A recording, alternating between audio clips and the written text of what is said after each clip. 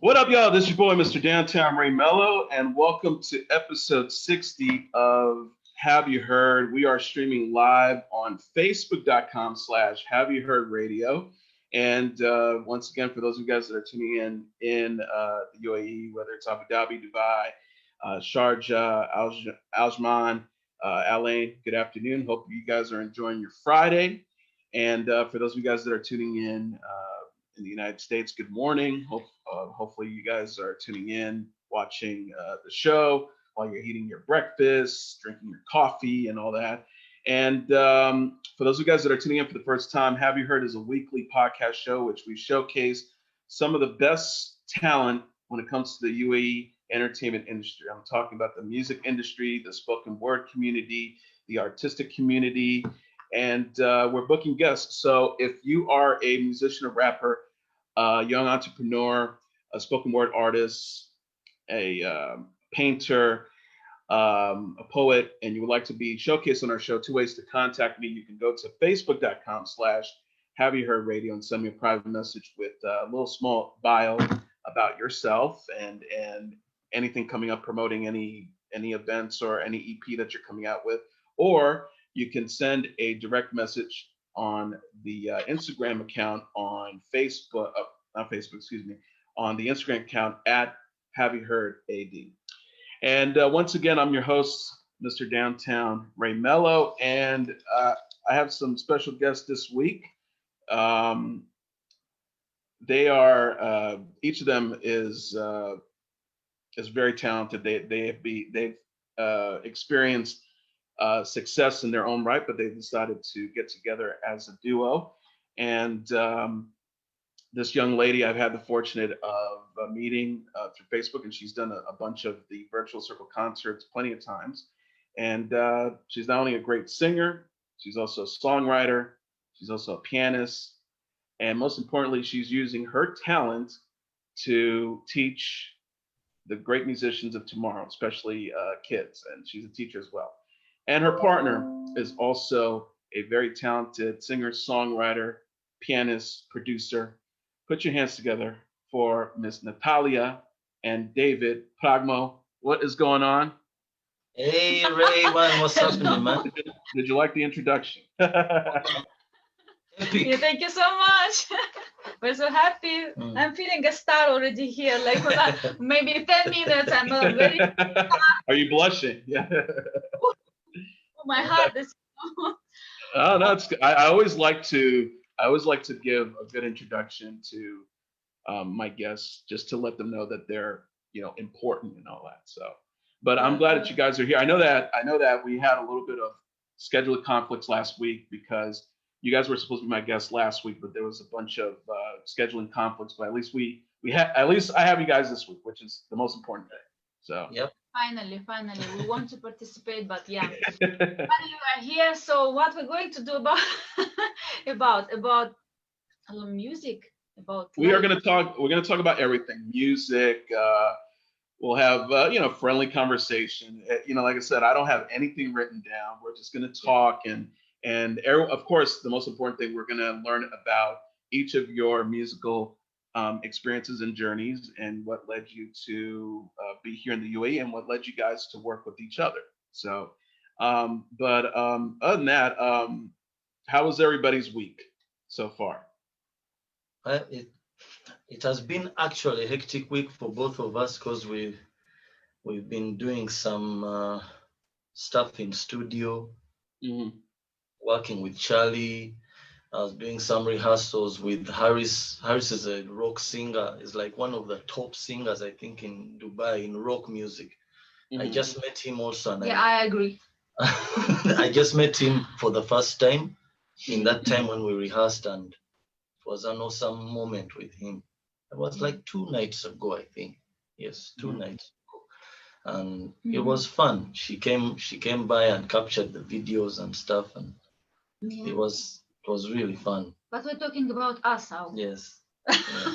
No, that's all right. We can talk. We can talk separately. It's okay. What about, how was your week, Natalia? Yeah, yes, that's what I'm saying. We also made a trio with the Charlie, guitarist. Yeah, we'll talk about Charlie also so much, but Sure. he's a great guitarist, and he's so helpful. He's recording, wow, so great stuff here. Like my voice, he was recording. Like I never knew that I can sound like that. He's really great, and that's what he's doing. Then we arrange a trio. So now not duo, a trio, and we capture also some video. Yeah, recording and video. That's not only about rock, about our music as well.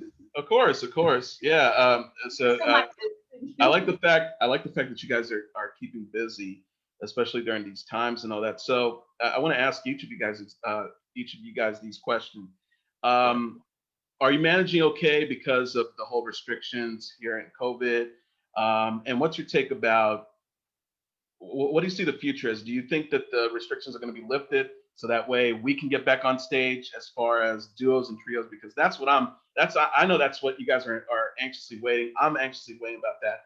But how has COVID affected you in a positive way or in a negative way? How's it as a musician? Oh, good question. I'm never giving up. 2 projects in 1 week. It means we're moving on.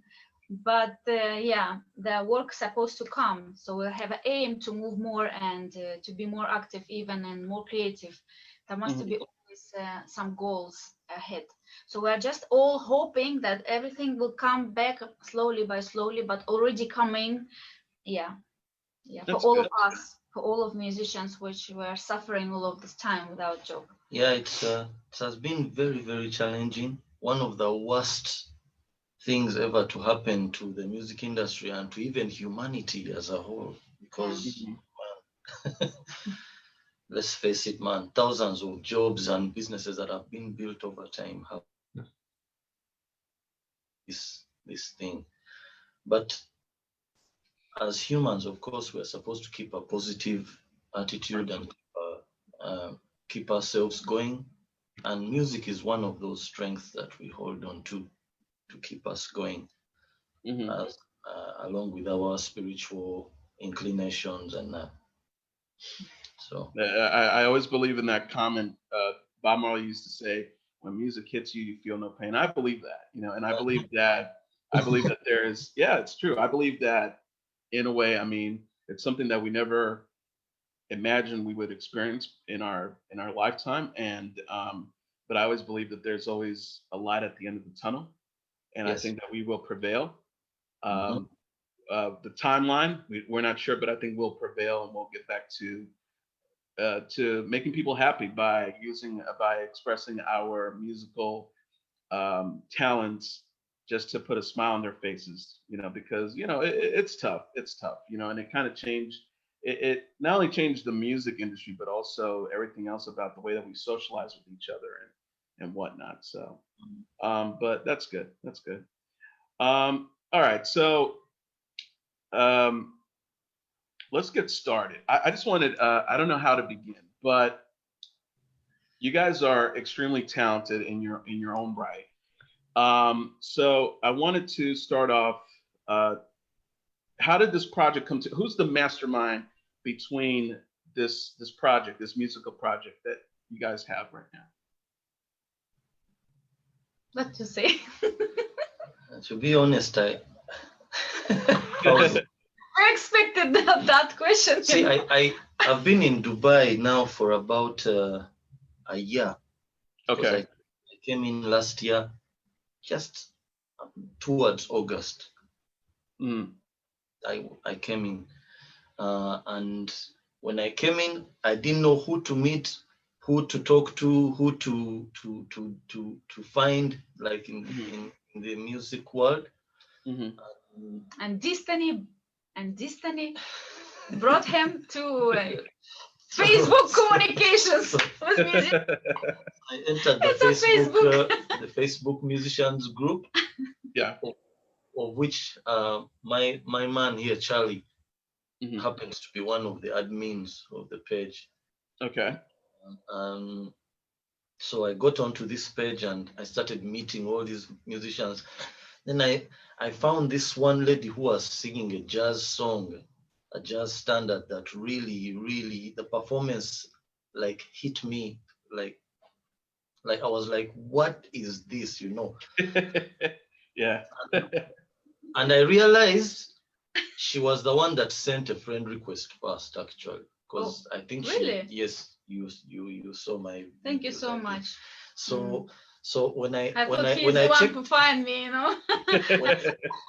But it's when I checked opposite. when I checked her page and saw her videos and stuff, I was like, I need to work with this voice, you know, her Mhm. voice. I was like, I need to work with this voice. So when I approached her, she was friendly and open and ready to do work, you know. So before Yeah. we knew it, we were at House of Pianos. Of course, I was a bit, I as a musician, I'm very carried away when I'm doing what I'm doing. It's one of my little weaknesses. In fact, Right, right. I was talking to the pianist. What's his name? Oh God. Oh my God, I'm forgetting. He's from Australia. He's a pianist here in Dubai. I'm trying to get his name. In the fridge. Yes, he was at the fridge. Yeah, I we forgot watched also. him. Excuse me, if that man will look at us, and excuse me, sorry that we Yeah, forgot yeah. your name. You're amazing. No. Amazing. He's called Hiram. Yeah. He's called Yeah. Hiram. Yeah. He's the Okay. one. So one of the things Hiram told me was when you're playing music and you're about to take a solo, you need to calm down. You need to be composed. You need to. Yeah. And I have to hand it to him. It's one of the little tips I picked from him. Of course, I pick a lot of tips from many musicians because I've worked with so many of them, some even on international level. So Hiram said that one thing, and I was like, yeah, man. And that's my weakness. And he told me the same. Yeah. You need to calm down. You need to give emotions and Yes. feeling. You don't need to So, screech. so David, you're like wild and crazy on stage, like that's my problem. It's my weakness. When you give me the music, I'm gone, man. Like, get out of my way. I got this. So Yes, everybody okay. knows me for that. And even when I was running some jazz nights back in my country, I ran some jazz nights. I ran Where's this at? Where's your country originally? I'm from Uganda, Kampala. Oh, Uganda. Okay. Africa. So I was running some jazz nights there, and whenever I would rehearse with the band, I would just tell them, just let it come to you. We don't have to be organized. Because the more you get organized, the more you will not bring out who you are musically. This was one of my little funny principles. But Dubai has changed me a bit on that. So anyway. Yeah, we need to find a middle in between that. Yes, if you're that's right. over organized and everything like right is written, but 1, 2, 3, 4, and we all know that everything like it cannot be possible. It's impossible actually to do everything like 1, 2, 3, 4, 5. Like I never met anybody who organizing big events. There are anything going like by schedule, by plan. So the middle.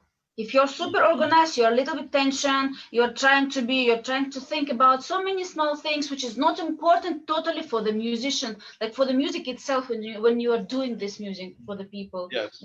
That's feelings, emotions, all people are talking about. Yeah. And also, I wanted to kind of chime in on what David was saying. It boils down to the connection that each of the band members have, whether they're playing in the studio or they're on stage, because I think, in my opinion, the band is more bigger than its members, and you want to sell that to the band, to the crowd, because eventually, and this has happened to me, and I kind of, as a matter of fact, it happened to my bandmate, because the first time that we got together, she was a bit shy, but I was like Mr. Attention Getter. But that was a big mistake. I said to myself, am I playing for us or am I playing for me? So again, just like what Natalia said and what you said, David, there has to be a common ground. You have to build some sort of connection and vibe with each other, because if you don't, the crowd is going to see that and they're not going to pay no mind, like, oh, this is a band that is not getting along with each other or are not seeing eye to eye.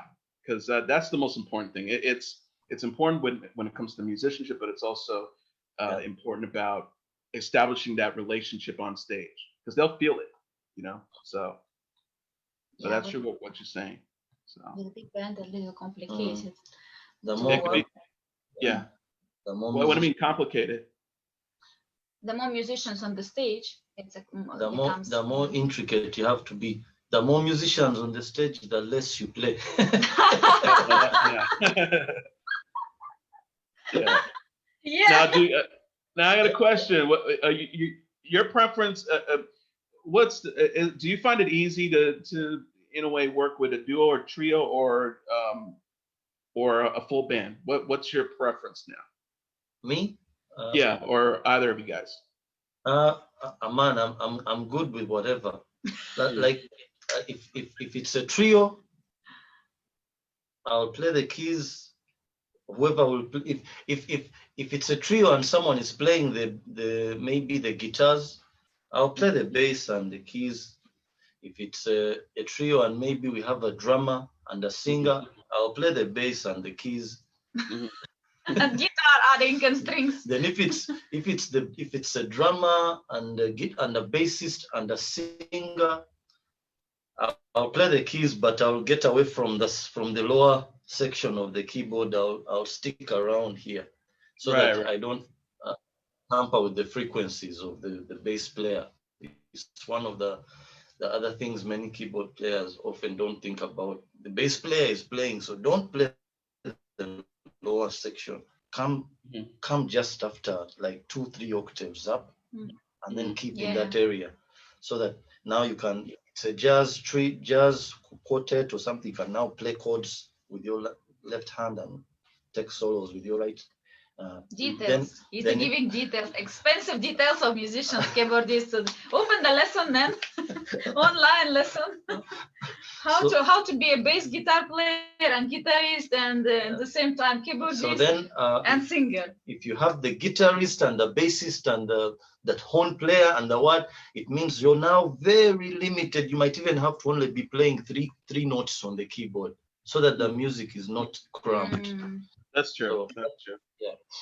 For me, I like band, complete band, 5 pieces. Yeah. Is it though? Because I've done the 4-piece and 5-piece, and one of the biggest problems that I had was making sure that everybody is available. I know it for a job, but when it comes to rehearsal, because if one person doesn't show up, then there's no rehearsal. It screws everything up for everybody. So how do you manage that? How do you manage that situation? Have you ever been in that situation?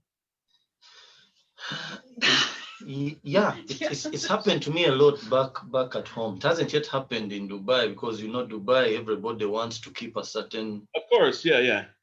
So you don't want to screw up when you're preparing for a gig, and people are always there when you need them in Dubai at least. But back in our homes, when I was organizing, I would be let down by some guys, of course. Somebody would say, no, I've got a higher paying gig, or no, I can't make it, or someone just outrightly doesn't want to be there. So you will find yourself doing the work yourself. If say the bass player is not coming, you will split the keyboard and now you're playing the bass. Yeah. So yeah, but it's more painful if it's the keyboard player that doesn't show up. Yeah, for a gig, because keyboard players. How musicians become musicians, like multi-musicians, because of those things we're in so many life experience. Has so many experience moments with the people, different situations. Then you are trying to find the way how to be good on the stage. What doesn't matter. Maybe singer lost his voice or whatever. You must be singer. If the bass didn't come, you must be bassist. It's like that. It's a life experience. So you become more mature, more experienced. Yeah. That's interesting. Yeah, I've dealt with that before. It's all about finding the right people that see eye to eye and are trying to reach the same goal. Because if you're here and they're there, it's not gonna work out at all. The most I like that also Pragmo, he's the one who told me that I'm saying one time like when I came to Dubai and I visited some places and I didn't find like very big competition. Like I felt myself like very strong here, and like they're singing the same songs, like repertoire almost the same, and no much strong musicians. Like I didn't see, maybe I didn't visit the correct places then, and I feel myself like I'm better, and I'm saying like I'm better than so many. Star. I'm a star. The weaknesses of all the singers, I'm sure about it. I'm just not hiding. I'm just speaking it loud. Yeah. Then Pragmo told me, no, Natalie, there is no such things like a best or better musicians. Yeah, we are all growing up. We are starting with something. We have a gift from the God. We are improving, and time by time, by experience, you're getting in. You're going into the. So I don't know what you see in me. From this all of me, I didn't like how I sang there, and he found that he must to work with me, and I'm not the best.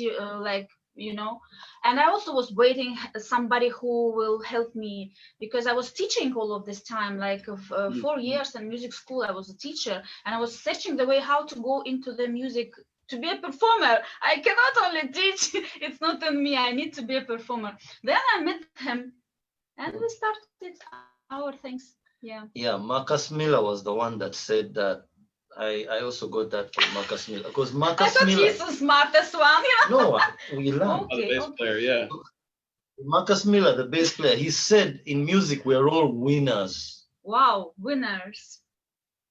In music we're all winners. There's no such thing as this one is not good, this one is the best, this one is, because I've also come to notice that the musicians who seem to have the most financial backing appear to be like they are the stars. And this is a common scenario. I'm sure you agree with me on this. And they're they're the most humble too.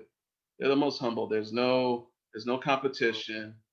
They prefer playing with you like, hey, let's do, it's not one of those I'm better than you.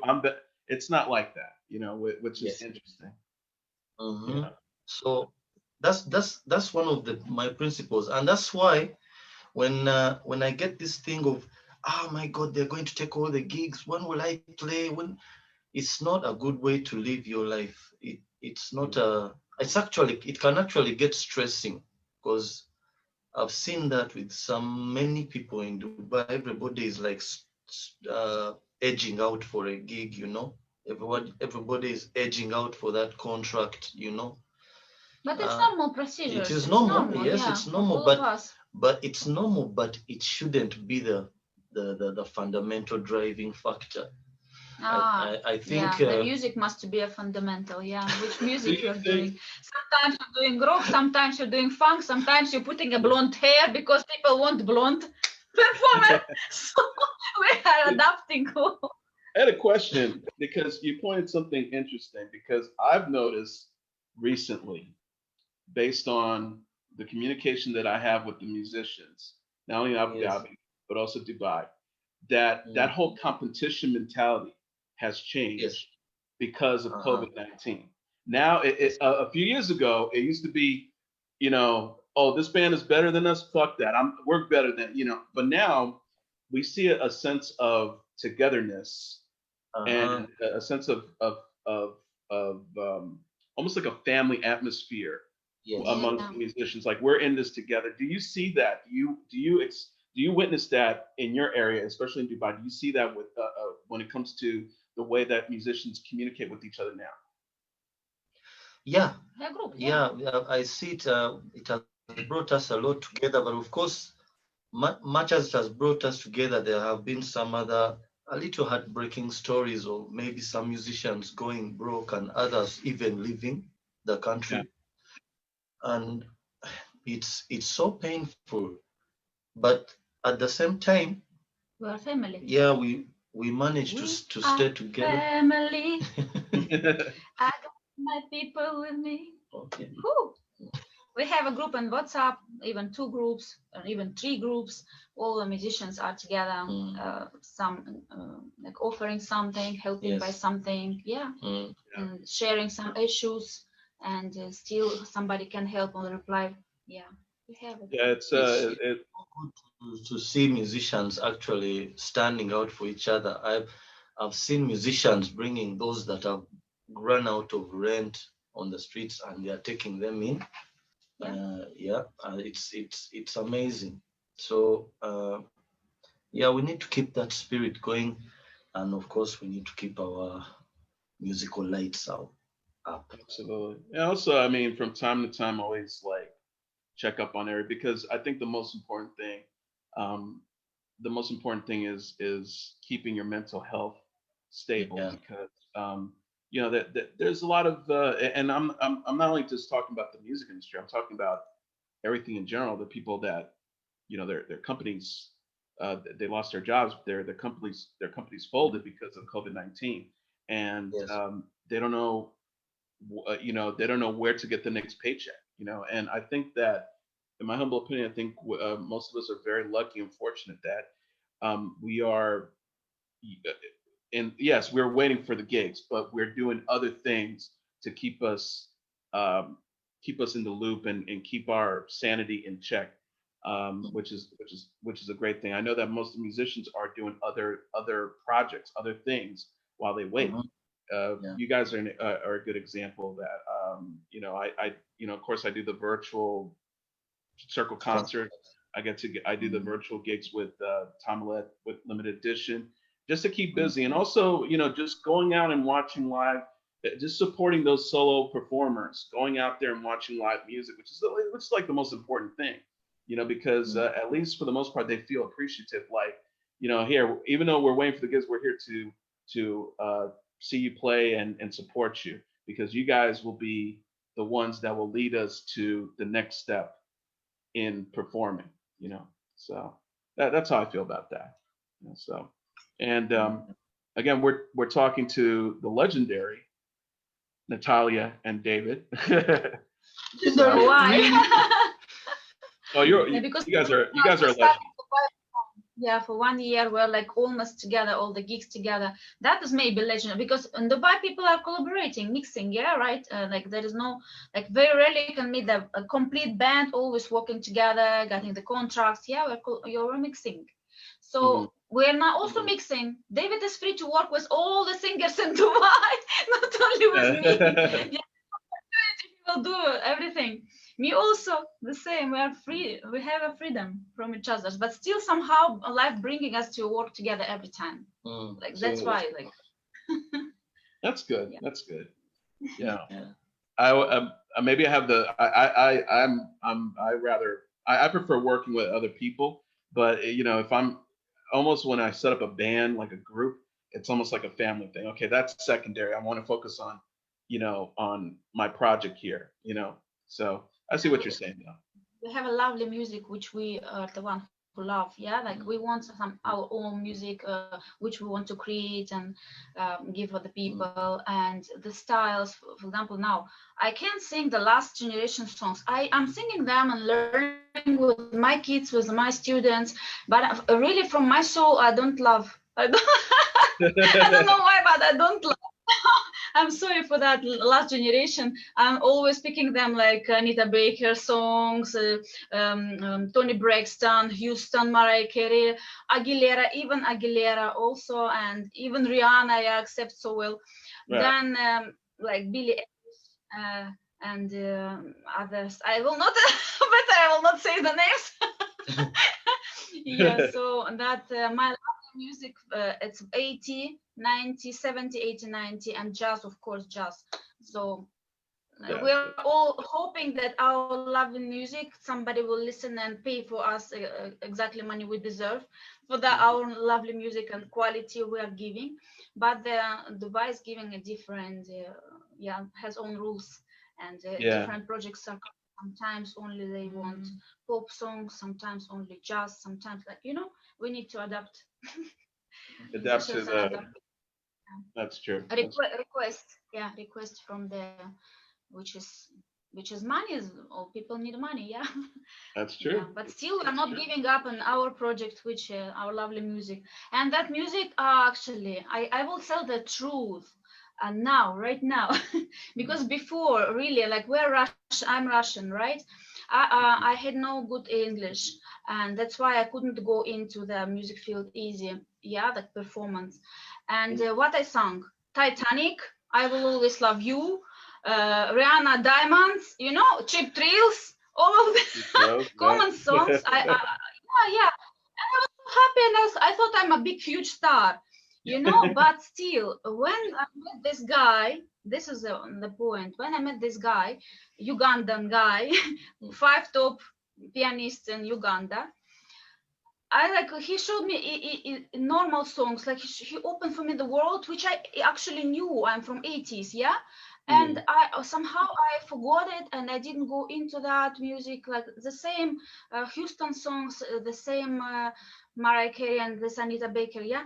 Like I knew them, but I never sang them because the request for money is never come for this kind of music from my people and which I'm surrounding, yeah. But I know music is very expensive, evergreen, and so many people love that music.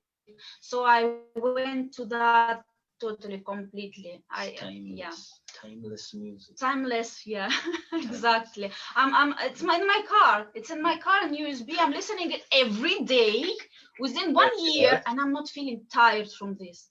And I'm just finding something, strings that I never heard, yeah, or something, some moments in music I never heard before. I didn't notice that there are some moments and improvisations, yeah.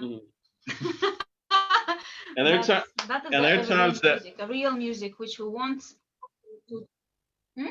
And there are times I've seen those videos in the past where you're driving somewhere and you're singing along to whatever you're playing on with the shades. Catch me. It's not allowed, yeah, to they need to be focused, but still we're all singing in the car. Where can I sing? In my house I have neighbors. So in the car I'm warming up my voice and I'm working with my voice only in my car. That is a secret. Freedom. That is too funny. Well, I want to ask you guys. I want to talk to you guys about your musical upbringing. Let's start off with David. Tell us about your upbringing in Uganda and how did music come into your life? When did you start playing the piano? Yeah, I started way back in the 80s, and one of the first pianos I played were those little, you remember those little toy pianos that used to sound like alarm clocks? Eh? That's very short. Yeah. They were very small, and I started with that. Somebody brought it at school and I started with that. And then before I knew it, I was playing. At the time we were forbidden to touch the piano in one classroom, but I entered through the broken window to go and play that piano. And when I entered through the broken window, I opened up and I just hit the piano, ding, one note, and then I ran out again. And then I grew up in high school. I was the one playing the piano all the time. Everybody else was reading their books to pass their exams. But I invested all this time in the piano. I kept playing the piano. I didn't learn mathematics and physics and chemicals. Okay. Just learn piano. I'm joking. I carried time. Yeah. I made him. I kick him. It happens sometimes in duo. Yeah. Where was I? You're talking about you play piano throughout high school. Please don't interrupt me. Okay. Did you get any musical education or training, or did you teach yourself how to play the piano? See, the story will tell you by itself as I carry on, because there was music class in this high school where I was, but I don't think it was really taken that seriously, like to learn music passionately. The teachers were teaching the musical notes, yes, and I did learn music from the senior 1 to about senior 4, I was studying music by force. That's the notes. And of course I did not pass because I was studying it by force, trying to learn the notes. I didn't pass, but I continued playing the piano anyway, because I was playing the piano in church. I was playing the piano. Then I went to another high school in the west of my country, and at that high school I found the piano there. It was dead. Nobody was playing it because I don't know, I think people didn't have the musical spirit in them then. So I played that piano, and I continued playing it continuously until it resurrected back to life. All the notes started working, and the headmaster was like, let's take the piano back in the chapel. This is working now. And I was elected the chapel prefect the next year because of that. Then after that, I came back home, continued playing piano in churches around me, because I started as a church boy, playing church music and stuff. All those Handel music of the, Then later on, one of the biggest music moguls in my country, a guy called Shaka Mayanja, on Facebook, he's known as Jazz Safari, because he's the one who holds the biggest annual jazz event that happens at the Pearl of Africa. And in that jazz event, I got my opportunity to be on stage with like some of these. I got an opportunity to be on stage with Gerald Albright, who happens to be a saxophone player, one of the best. He's been in Quincy Jones Jazz Band. He's played with all the biggies. And then Kirk Whalum, of course, whom I got to meet as well. Maurice Pleasure, Michael Jackson's producer, and Earth, Wind and Fire's musical director. Nice.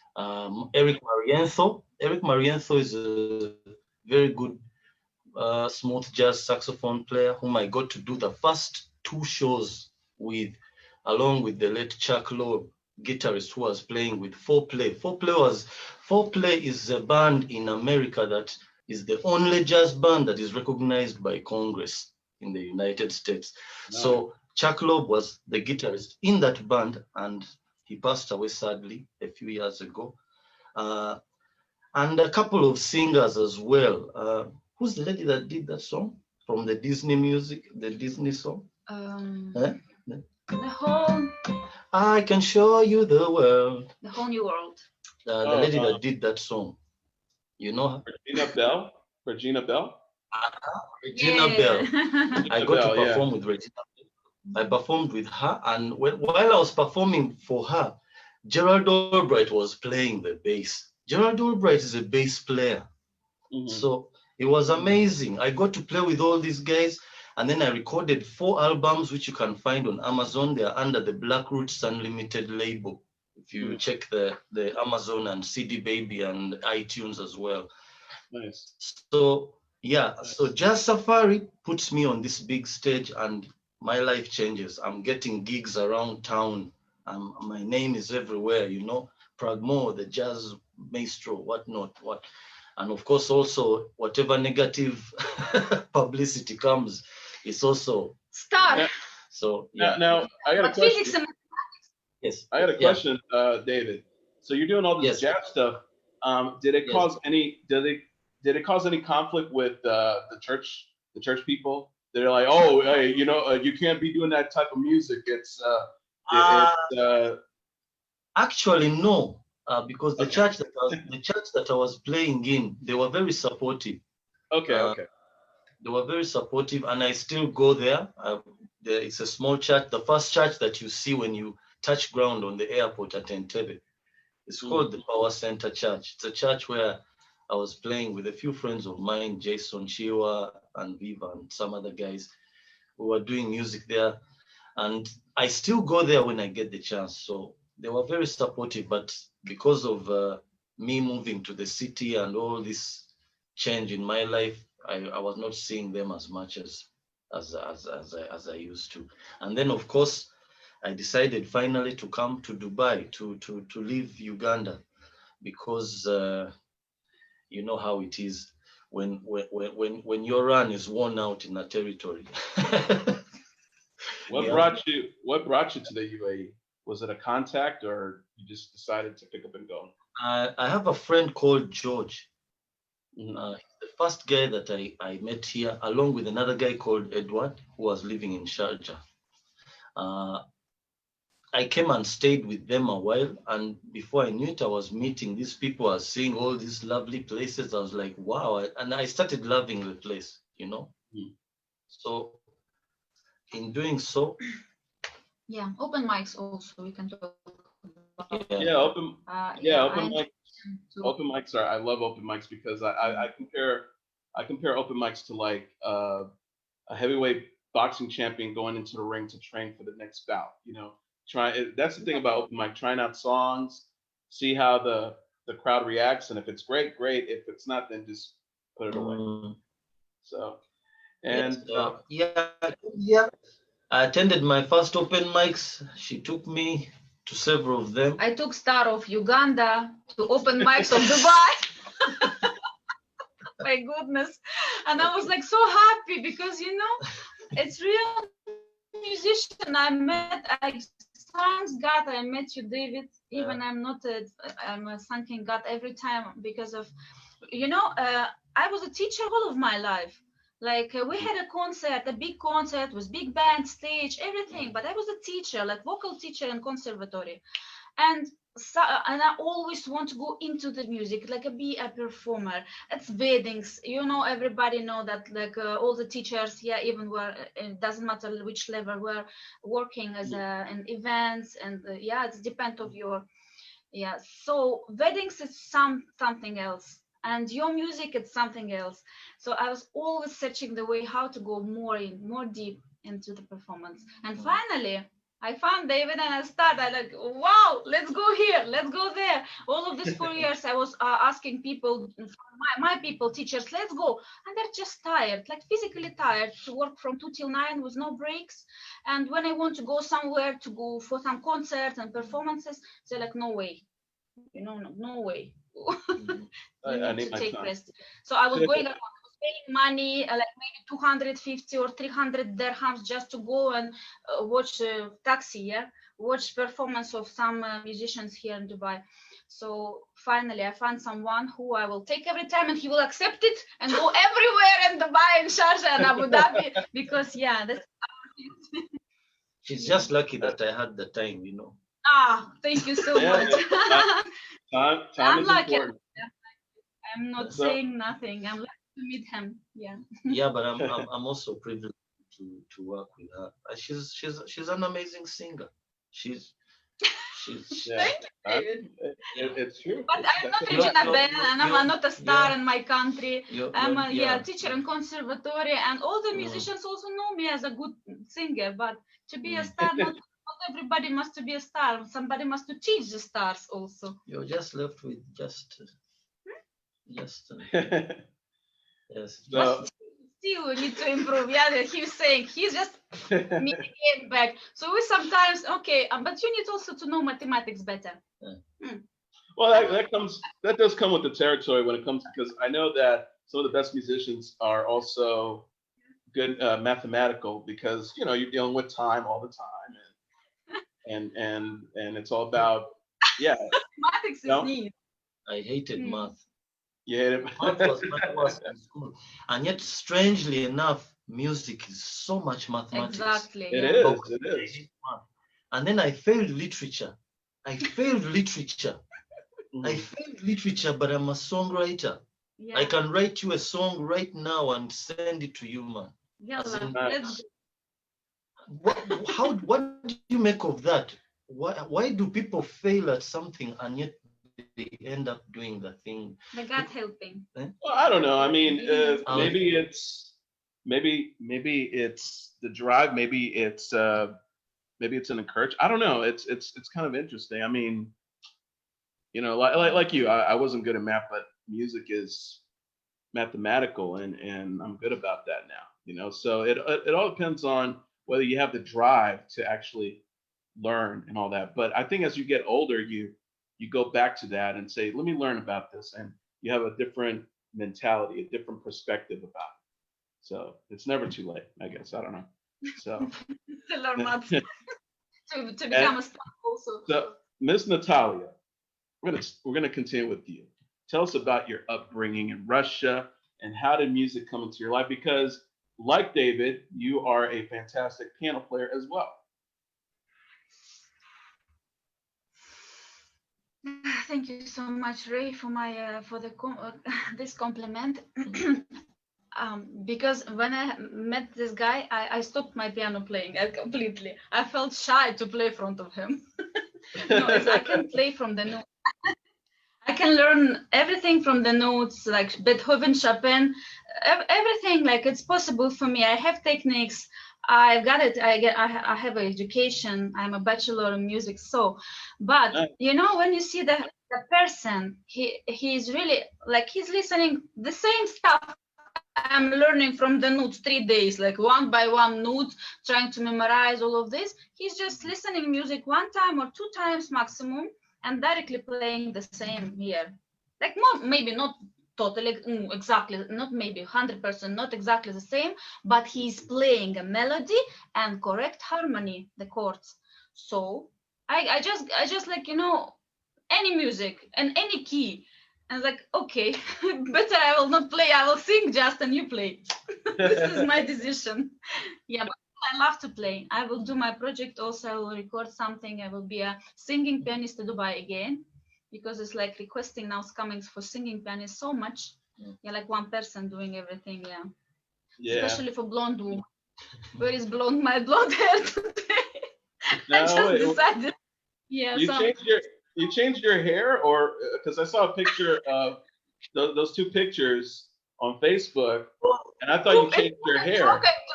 I'm trying. I'm joking. You know, music joke with appearance. Yeah, woman appearance in Dubai is very important. Everybody knows it. Then I'm trying. I'm just like experiment. We'll see how it will work. But still, I'm very okay with myself like that. So. Yeah, it's fine. It's fine. Thank you so much. So, when did you start playing? When did you start singing and playing the piano? My father was a guitar player, and he's an officer from army, a Russian army. Okay. So yeah, and he's like, you know, I was admiring from my father. I loved him so much. And every time, like I was singing from 3 years old already in the kindergarten, I'm always performing. That is normal procedures and singing directly.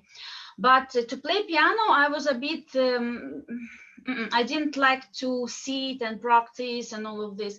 And when I see my father, every time he's performing in front of the guests and in front of the people, I'm like, wow, I need to do this. I need to do. Every time she's like coming, this is not correct. You're doing, don't play. Yeah. He was the one who was pushing me like to do that piano job. But in my soul, I was a singer from my born. Like I was a singer already, and even in college, in my conservatory, I went. I just came there. I never prepared any program, and I just play and sing, and they took me. And my music school, which I was bad student. I was not visiting, and just 1 month before exams, I come and learn fast program and go. Just like that, I passed 7 years and I got my diploma. And suddenly in my mind, like, I need to be a musician. I don't love maths. I don't love physics. I want to be a singer. And I came to be a singer, but they took me to piano. They told me, no, you're playing so well and we need pianists. Singers, you will sing anyway, but you need to learn piano. So life always pushing me to learn piano, but inside of me, I won't just sing. I just came to sing. The choir, actually, in music school, the choir, yeah. I never miss. Yeah, I was always coming for the choir, but never come for the piano and theory. It's my goodness, it's so bad. I think it's a common thing for people from Russia to be, because music is like a very very deep culture in Russia. So people are forced. Everyone in the family, someone in the family has to be a musician. It's one of little things we I've have learned about you. We have you have very high strong, standards when it the comes classic to, music. This is a high course, standard. Yes, Tchaikovsky and all. It's our highest standards. Yeah. Yes. I agree with you. Yeah.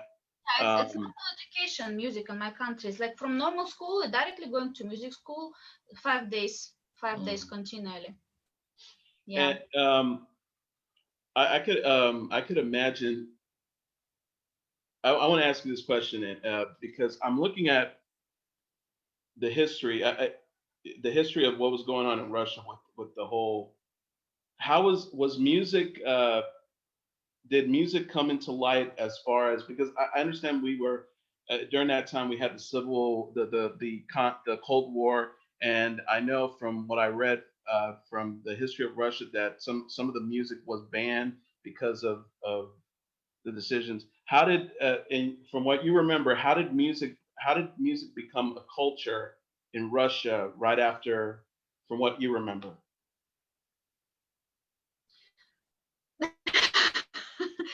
Honestly, um, it's a culture. Like music is in every nationality. I can say it's Yeah. a culture of every, not only Russia. Hmm. Um, and actually, the Russian pop music I don't love. I love those guys' music, those Hmm. African guys. Yeah. So, but classic music, it's a top. It's the highest, you know. And now Chinese, they are the ones. Yeah, they are Russian people. We have, which character? We're like a fire, like mostly of us. Even you can analyze from the history, like we are winning the wars, we're like always together. Soviet Union made us all together like that. Right, right, So any nationality, we don't have any difference in between, your black, white, or yellow or red. We have right. no. This one is so strong already in us. Yeah. So we are just exist like that, and we're strongly believing in what actually the same school, and Lenin, Stalin, and our presidents are teaching, guiding the Russian community, like the teaching the way we must to think, even programming a bit. Yeah, so by this program of our country, Russians thinking about themselves, that we are Yes. the most strong nationality in the world. I said it. We're thinking, but it's what the teachers were saying to us from childhood. So we're growing up with this attitude already, that we are very good in music, the most. We are very good in the science, we're the most, like this rocket space, everything. We must to be Right, a perfect. And also we have this, because of these perfections, we're so stressed. We need to be perfect. We need to be the first. We need to be, like this yeah, competition feelings. And when it's coming to be a performer, even when I'm coming back for the music, and you are going on the stage, and you have this knowledge, you have everything, you're playing so perfectly, but where is the soul? Sometimes soul disappears from this distance, to not do any mistakes, to do in correct speed, to do, this is coming with Russian musicians. And why Chinese now very strong? They're super organized. Russian people less organized. We're like our spirit is freedom. We're the best, and we need freedom. This is ours. And Chinese, they're so hardworking. They're really of course. working. So yeah, And they are moving to success. Yeah, from my opinion, hardworking, be talented, and be free. that This is is true. my opinion. Yeah. And were the question, were there any, who did you so you're doing your education playing the piano. Um, while singing, who are some of your biggest influences as far as singing? Who did you look up to? I will tell you honestly also. I'm so honest today. Okay, I'm no so problem. talking too much and very honest. Yeah. Um, the moment when I was a small baby, singing everywhere, a girl, yeah, and in the school, all the events. Suddenly, I found out when I grow up that my voices didn't work same like before, the way before. Mhm. Why I become a vocal teacher? It's one of the reason, because I had a strong, a huge, heavy chest voice. I got it after I become like 16, 15, 17, this teenage, yeah. Mm-hmm. And I couldn't manage my high notes. I had a lot of high notes, and I couldn't understand why I cannot sing it. Same like the way Houston singing, you know. I was like learning from her, from Mariah Carey. Why I can't do this? What happened with my voice? I was searching the answers. I have questions, and I was searching how to control the voice. And still, I'm on this, and this, how called search process, yeah. So I never had a like proper teacher who will. My teacher was a composer, the great composer of my country, the greatest composer of my country. The jazz song I have recorded also, Victor Zelensky. I recorded his original. It's a complicated stuff what he's writing, but nobody can do this, even I think. But the vocal techniques, I was searching the vocal techniques teacher, and I got some lessons from the classics, yeah. But mostly I was teaching myself. I was searching the answers. I was checking the books. I was teaching the kids, students in the conservatory, and I found the way how to grow up the voice.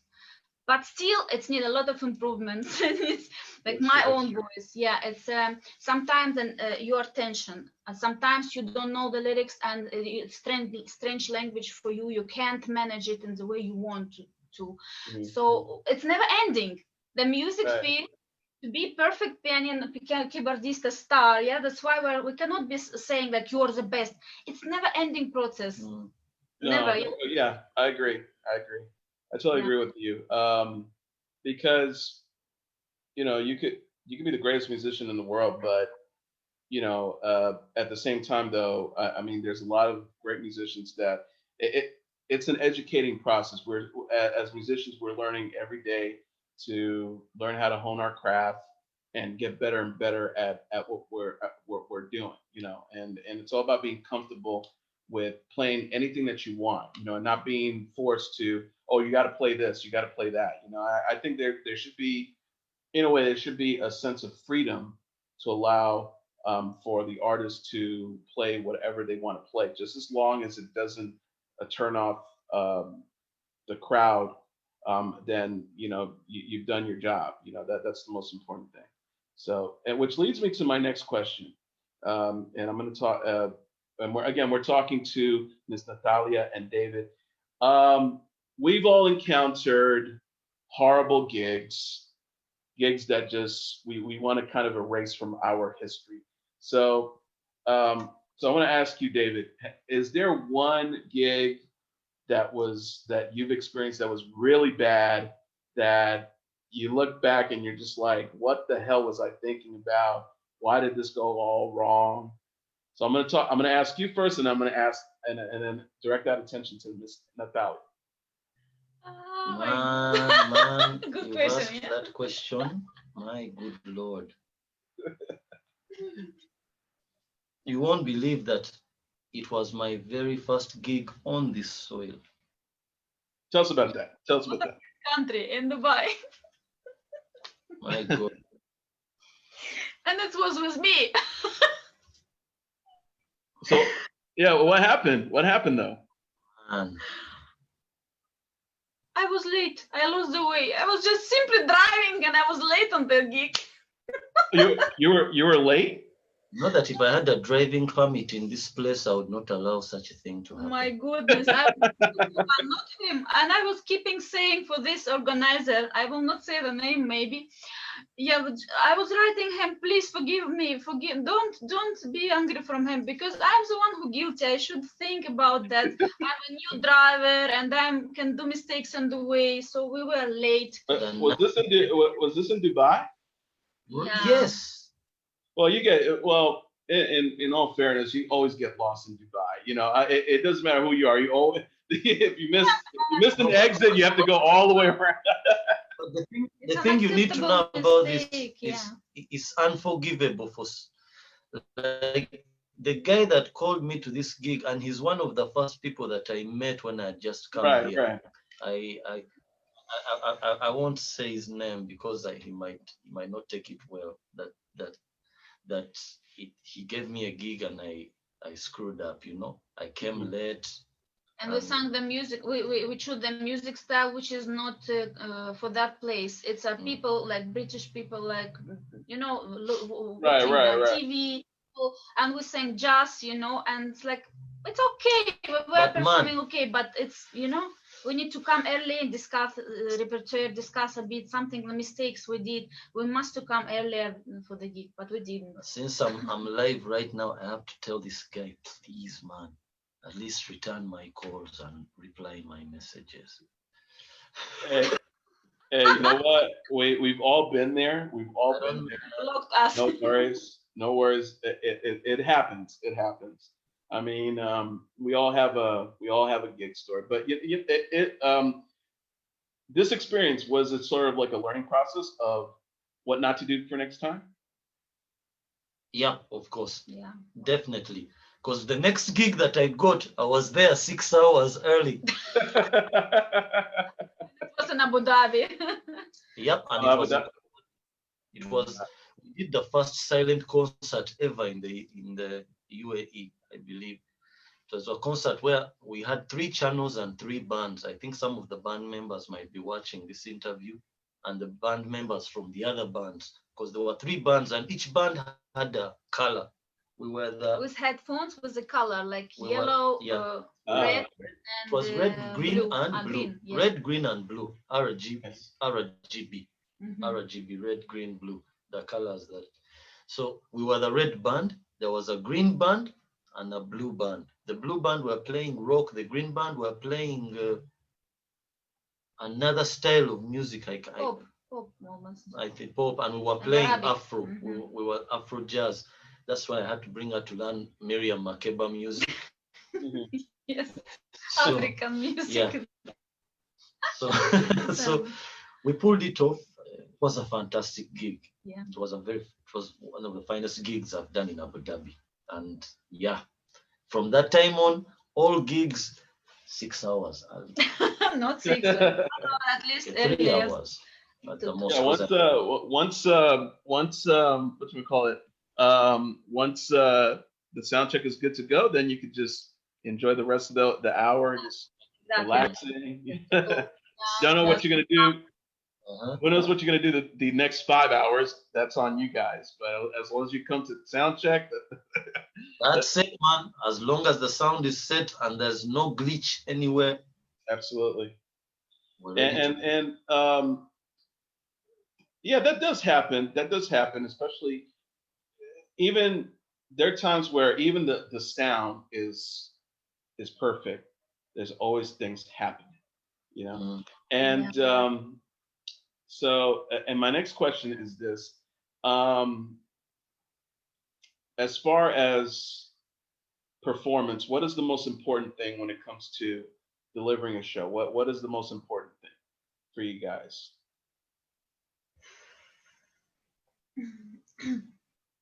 To be honest, for me, when I come to a stage, it becomes about what do I see around me and how can I emotionally bring out the music to suit what I'm seeing. It's one of the ways I work. I can, for instance, if I'm on a stage and in the audience I see a mother holding a baby, it will bring out something for me to play. That's good. In the music, I can just play one note and it will resonate with the vision before me of who I'm seeing. Yeah, it's important. And then, of course, if you see people, if you reach a place and people are excited and happy and they are looking at you and they're glowing, because one of the ways I look at human beings is that every human being is actually a baby. They are babies in them. We have babies in ourselves. Now, when you're playing music, you try to appeal to that baby. You appeal to. Yes, that's also true. Which babies? This babies likes rock. This babies likes funk. So which babies we will take out? Yeah. You don't. Sometimes you don't have to really take it too seriously. Don't be too critical. don't be too immersed in how will they perceive it, how will I sound, I have to be perfect. I've had a lot of people say that to me, man, you have to do this perfect. Some people even blew down some of the work that I did for her. You need to put the strings here and stuff like, man, at the end of the day, we're all big babies, and you have to appeal to the baby inside that person, and you do it using the musical notes. But still, the music affecting people, yeah. So which music we like, yeah, we can slowly introduce for any babies. These babies were liking rock, okay, but I love soul. Then give me possibility make you love my music, which I love. So yeah, we can affect the people. We can bring them to any other world we want. Like it's kind of we're expressing our feelings when we're sharing our thoughts and affecting the. This is a great. This is not even job. You cannot say musician. It's a job. It's like something wow. And I have one person who's saying musicians. It's not. It's just we don't need music. We like what I'm an architect, and you know architecture. You cannot live without a house. You must to have a buildings, houses. But what music? Music you don't need. Music is just music. So this kind of attitude I also met here in Dubai. It's not in Russia. It's not maybe in every. I met it here. So like maybe Arabic world, maybe I don't know, like mixing of cultures, different, but it's appeared here. So music is not much important. Even in school, when I'm teaching kids, that's just a vocal, just singing, just make fun. I say no, it's a program. If I will directly go for that song, Houston from the Cheap Thrills, she will lose the voice. It's a program. It's muscle preparation. It's a level. It's a steps. It's exactly work. People don't understand the musicians working. That's true. Dancing on the stage and making fun, you know. Yeah, it's also part of. Yeah, it's you know, going back because I've noticed from my experience, the first year that I was here, I surrounded myself with musicians that played it as a hobby. And I'm just like, okay, well, I look at it from as I got older and I started getting more into the scene over here. I realized, you know what, I have all this talent, but you know, am I doing this just to impress my friends, or do I want to take it to the next level? And that's where I started, you know, getting into the whole gigging thing, which is important. I mean, I love to play. I love to play music, and you know, there. I think. Let me see. There's three reasons why you play music, and I learned this from watching a documentary. Number one, you play music for three reasons. You accept the gig. Number one, if the pay is right. Number two, um, networking as far as the connections are concerned, and then number three, you play because you feel it. This is part of who you are. You enjoy it.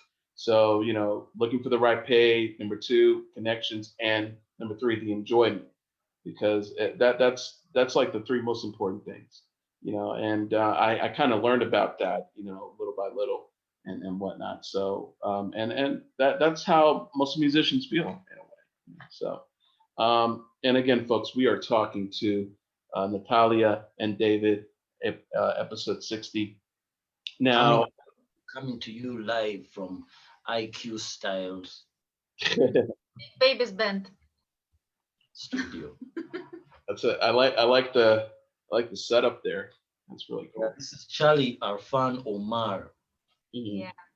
He's a great sound engineer. I'm privileged to work with him and meet him. And you're going to hear some stuff that we've been with him. Yeah, I'm so lucky. And yeah. Now you guys got together. We learned about how you guys got together, and one of the things that you guys we actually talked about this before we went on the air, is you guys write songs. So let's talk about the songwriting process.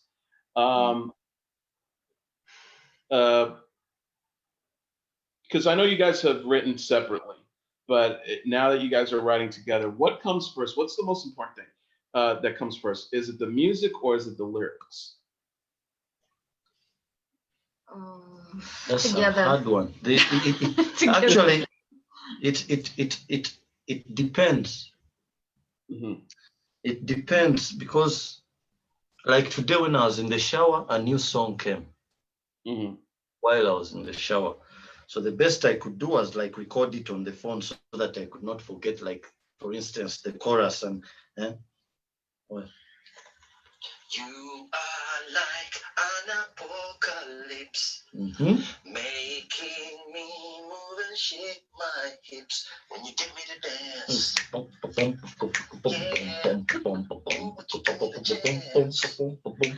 him, it's coming like that, not for me. He is a perfect guy. I cannot say I'm a songwriter. So you see that's like the me. lyrics to that are like, you are like an apocalypse, making me shake my hips as you get me to dance. Okay. Then later on, won't you give me the chance? So it depends. It can hit you anywhere, man.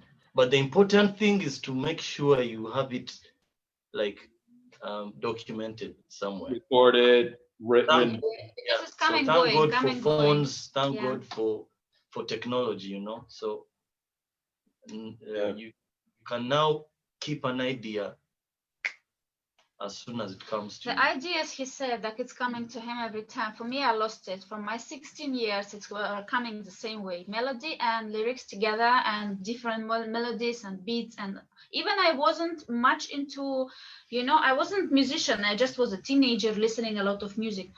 Yeah. And after the, marriage, life, kids, families, work, other work, all of the studies, it took it away. For me, it took it away. So it's like disappeared. Sometimes I'm writing lyrics separate, sometimes melodies coming separate, but it's hard to be connected. So when the lockdown came, it came back. It came back to me again.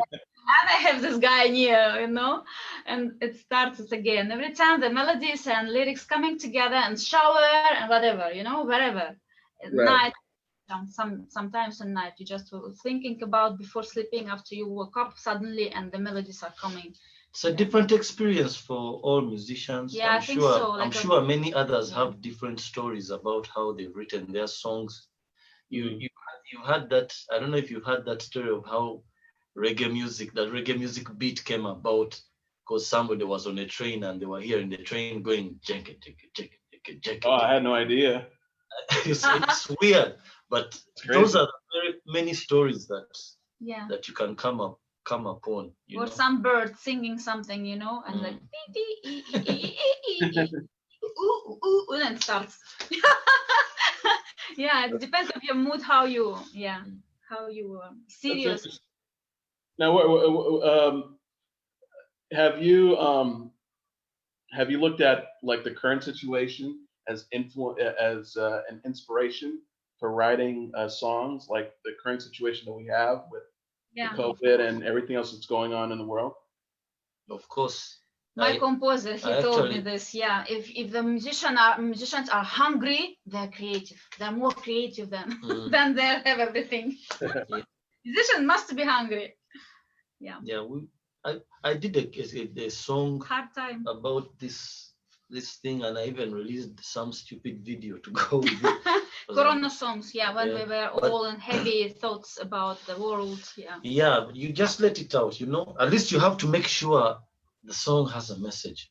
Yeah. This is one of them, because this is one of the little things that are skipped a lot of times. I'm sorry to say, but a lot of the music that is coming out as mainstream, when you decide to switch off the beats and just begin reading the lyrics word for word, sometimes they don't make sense, or they don't even build you up, like. Yeah. It doesn't make sense. Yeah. Lyrics matter, but if you get a song get a song, for instance, written by Lionel Richie, he starts a song and he says, "The first time I saw you, oh, you looked so fine. And I had a feeling one day you will be mine," He's just writing, and you just read the words before you hear the song. Yeah. The words are sweet, and then when he brings the song in, the first time I saw you, ooh, you looked so fine. Nice. And then the song comes, so it has to be convincingly, emotionally sweet. Right. That's what I feel anyway. So, but this is my approach. Of course, this is my view. This is my perception of music. It has to be sweet, inspirational, timeless. It has to get somebody even 100 years from now to it. This is my opinion anyway. That's awesome. That's awesome. And again, we're talking to Miss Natalia and David. My next question is, so we're talking about the songwriting aspects of things. How is the tell us about the scenario when you guys are in the studio? Like, what's the process what's the process like when you're trying to write a song and try to record it and try to I guess produce it and all that? What is the scenario when you guys are in the studio? What's going on as far as I will not say about my lonely song how the scenario will be. It is crazy. Yeah. It's crazy because it needs special mood. If you are in this lonely song, it was a depressive song actually, and if you are in happy mood, you cannot do this work. You can't. You need to be again set to go into this mood to start doing to bring it out nicely. Right. It's not easy. Yeah. It's not easy. Even if it seems like it comes easy to me to write a song, it is again not easy. Because it can take me a while to make the lyrics right, to get the right words. It's not easy at all. It's life issues are coming, disturbing you and making a pause. You have this mood to do, but suddenly something happened and you need to go out from this. Right. And after you have some time to go in again.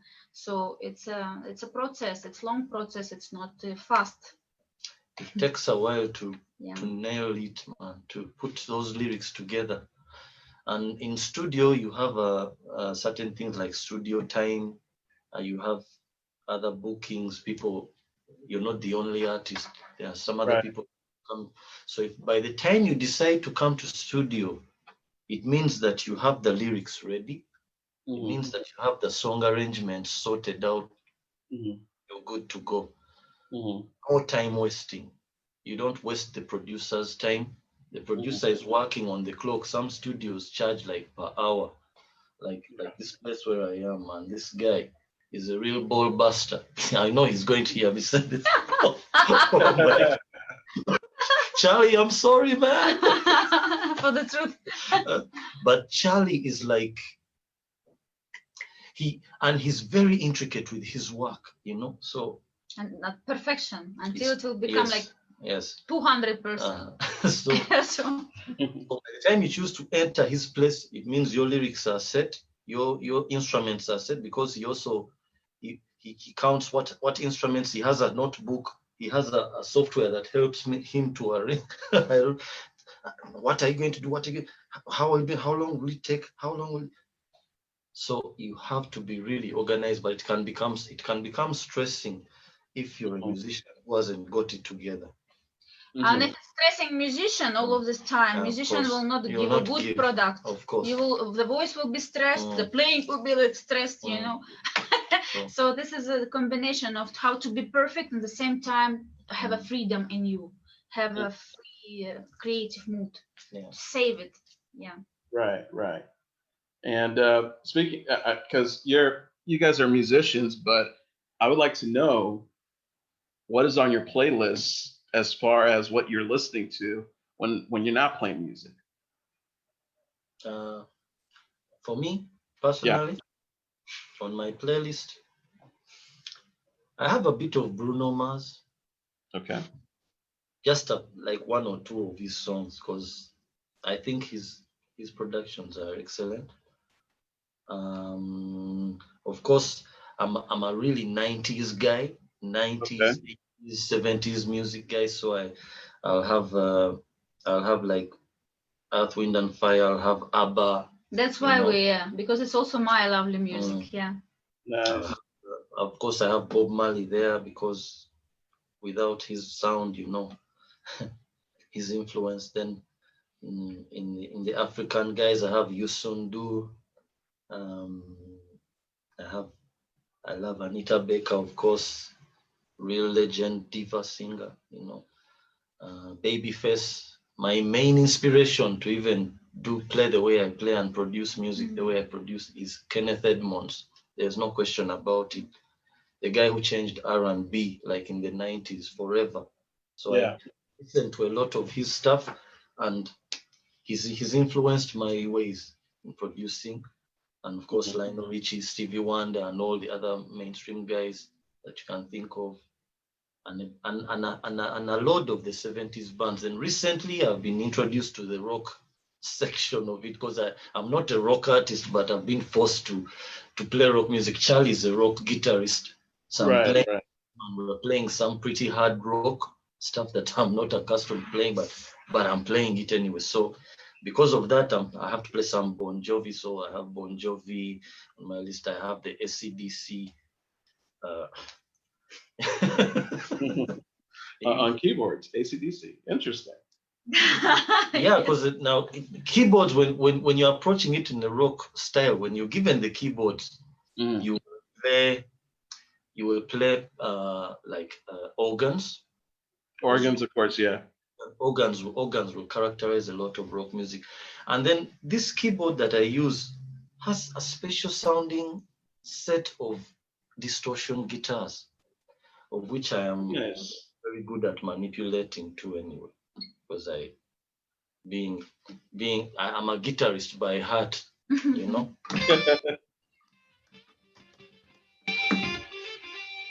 I'm a guitarist by heart sometimes. I don't know whether you heard that. Oh, well. Yeah, it's a lot. Yeah, so I'm playing some hard rock now. No choice. We're trying to just simply evolve with the times. Yeah. Yeah.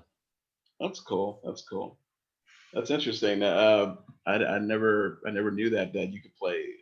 I like and you know what? A lot of the keyboards now have these different types of sounds that you can play. Anything. You don't need an orchestra. You don't need that, which is interesting. And that goes to show the importance of digital technology when it comes to music and whatnot. So. So one final question. What are you guys doing right now, like currently? Are you guys working on some new music? Are we expecting a new EP or what is going on with you guys right now? I'm actually producing a new song, and it's going to feature the saxophone player, Masha Kotskova. You know Masha, you've heard of Masha, I'm sure. I think she's one of the best saxophone players I have seen in Dubai.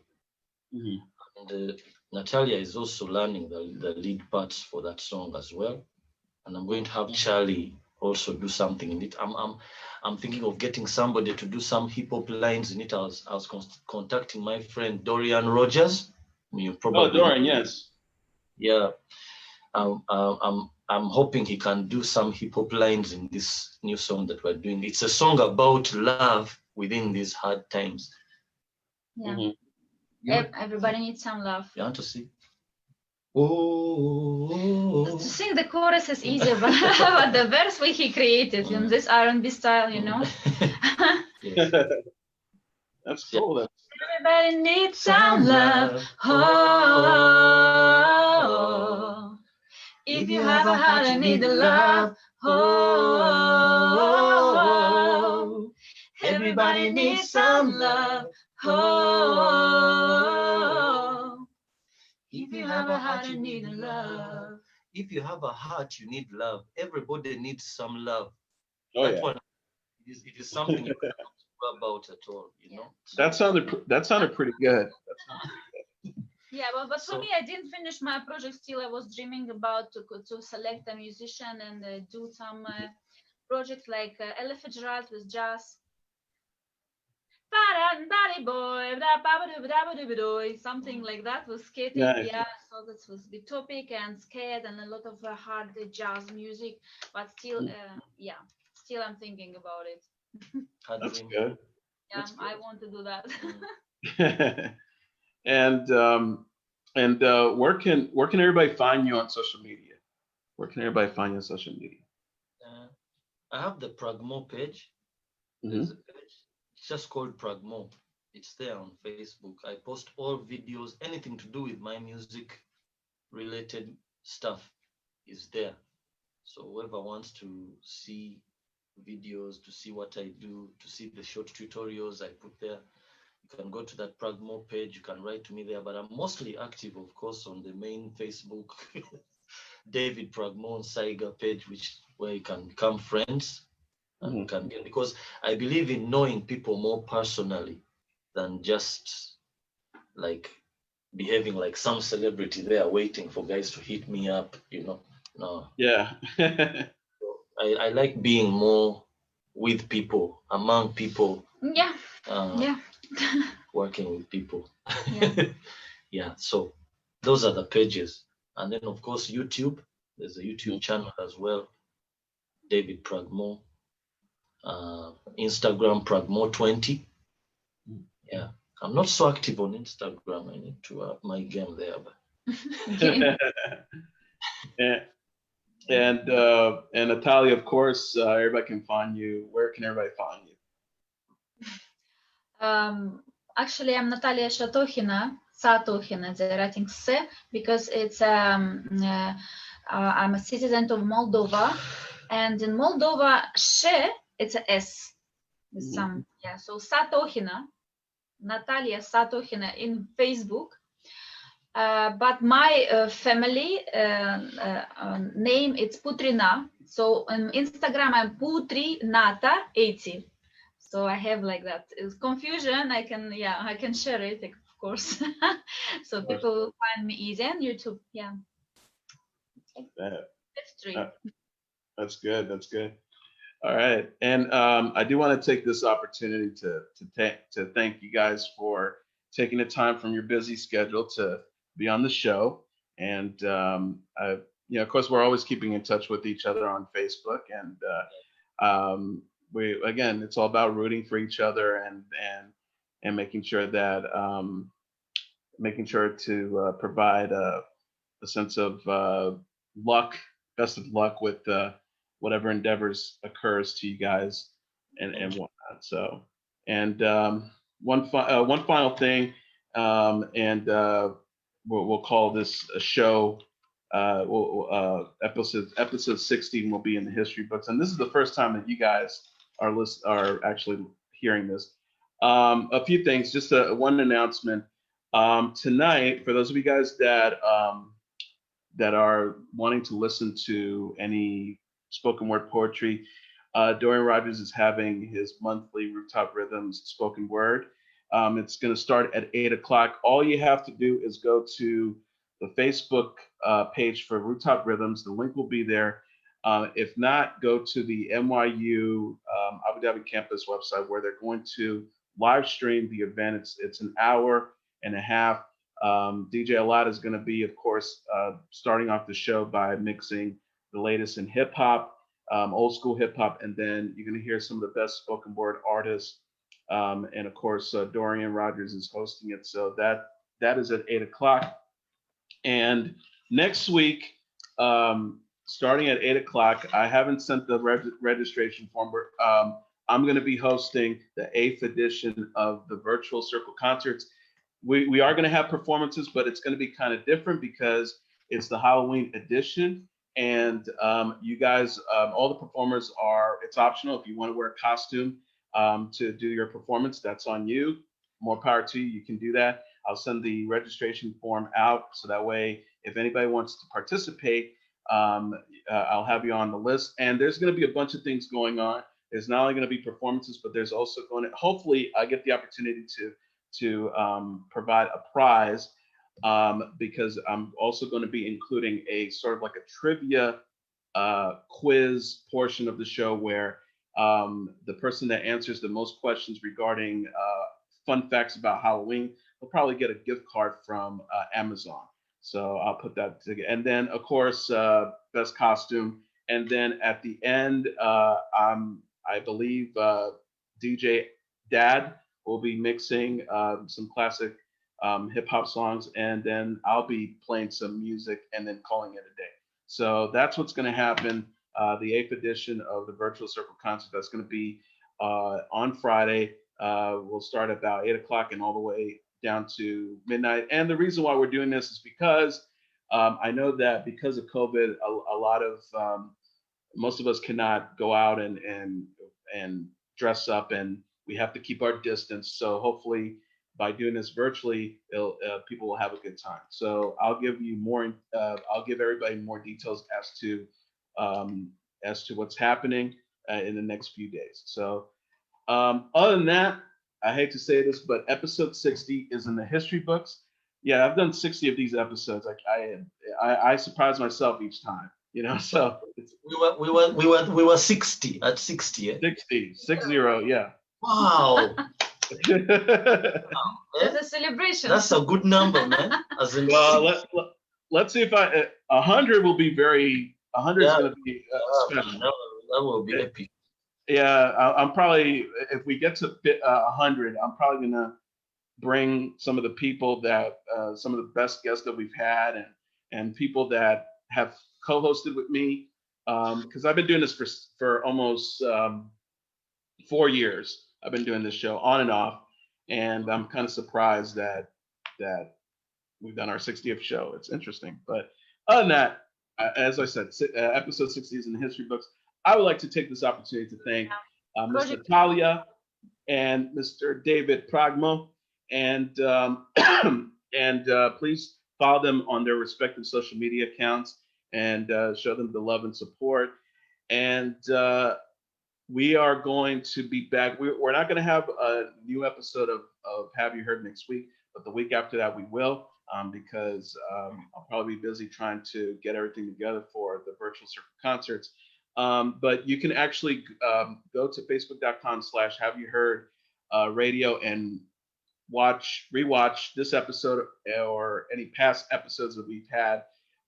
So that way it keeps you entertained and all that. And again, if you want to follow the show, follow the show at facebook.com/Have You Heard radio, or you can go to the Instagram page and follow the show there at Have You Heard AD. So on behalf of Ms. Natalia, Mr. David Pragmo, this is your boy, Mr. Downtown Ray Mello. Again, please do me the favor. Enjoy yourselves. Have a great weekend. Please practice social distancing. Wear a mask so that way we can go back to work. Peace out. Take care. Bye-bye. Thank you so much.